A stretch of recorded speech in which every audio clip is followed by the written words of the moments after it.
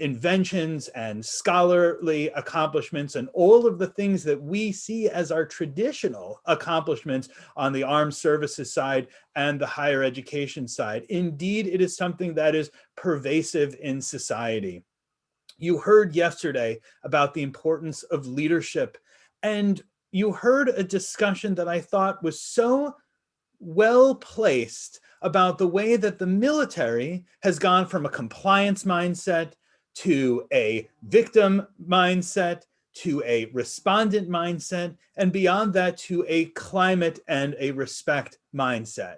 So too, we in higher education, equally over the last 10 years, as we heard it described yesterday, have gone from a compliance mindset to a victim services mindset, to a respondent conduct mindset, to now going beyond that, to think about the way that we work together to build healthy relationships and healthy communities so that we can prevent these crimes and violations before we occur.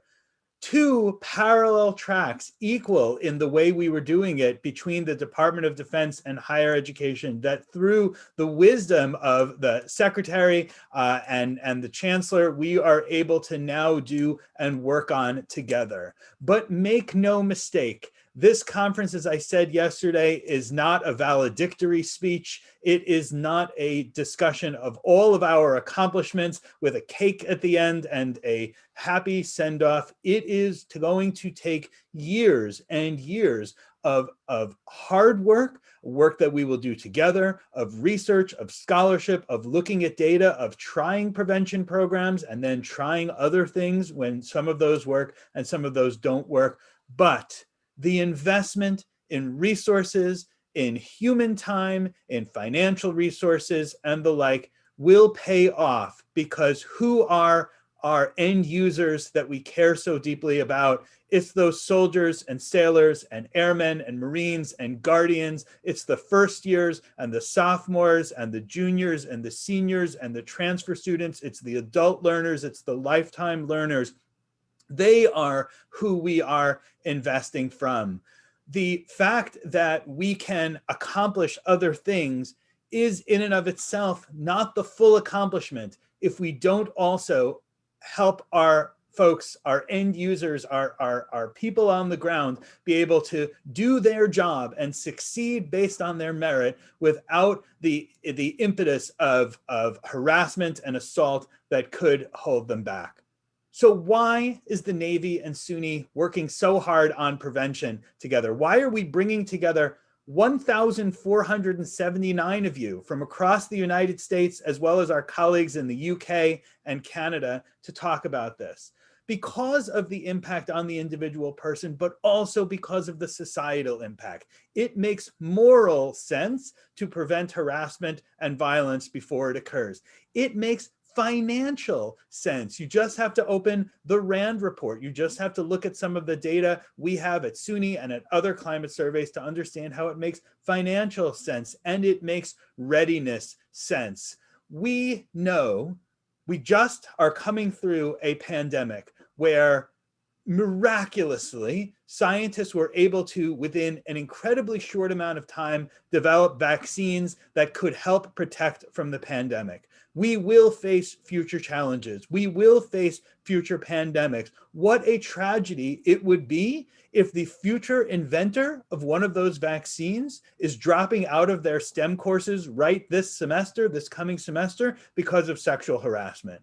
What a tragedy it would be if a sexual assault derails the career of a future cancer researcher who could finally make headway on something that has destroyed so many lives. What a tragedy it would be if future generals and admirals and leaders of the military services are instead dropping out of boot camp because of assault and harassment. If my math is correct, the 50th president of the United States is currently walking around a college campus, or maybe a service academy, or maybe they are in the reserves, or maybe they are on active duty right now. Just do the math and think about how many years it would be. What kind of world will we create for when that 50th president is there?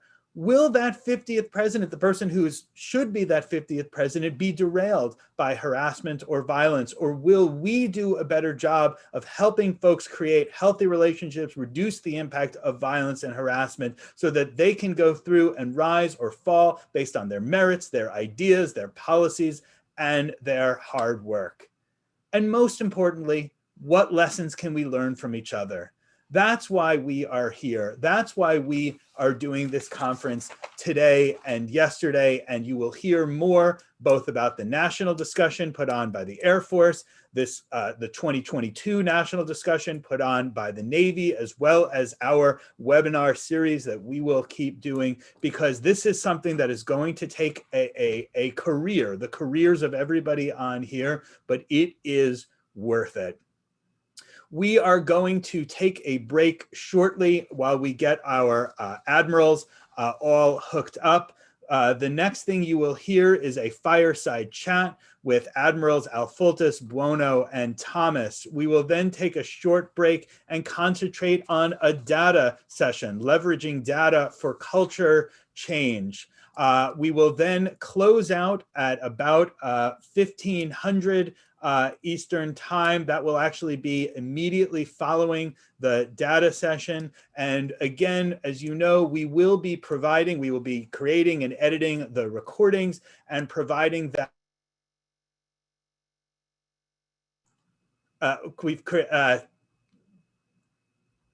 We will be providing that to all of you.